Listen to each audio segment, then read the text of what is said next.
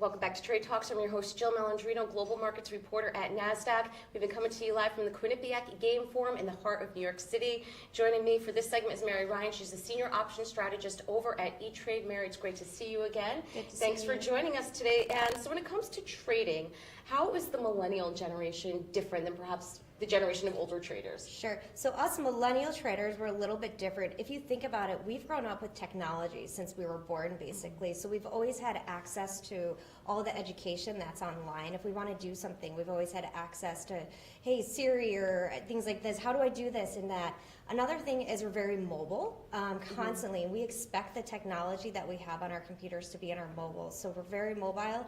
And lastly, we do tend to be a little less risk averse because one thing we do have on our side is time. Retirement's a little bit in the near distant for us, so that's one thing that we're a little bit different. And are there certain sectors or industries that millennials tend to gravitate towards?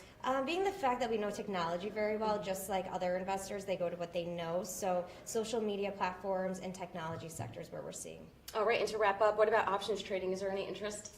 There is a lot of interest with millennials. We've actually found that 85% of millennials have placed at least one options trade a year, and we think they're attracted for a few different ones. One, there's leverage. Millennials, we just may not have the capital when we're starting out investing. Two, back to the technology. We have that digital acumen and getting to know the technology and having access to resources and education, so they're learning more. And lastly, again, it comes to time horizons. All right, well, thank you very much for joining us. Great to see you as always. And traders, thank you for spending the day with me. I'm Jill Malandrino, Global Markets Reporter at Nasdaq.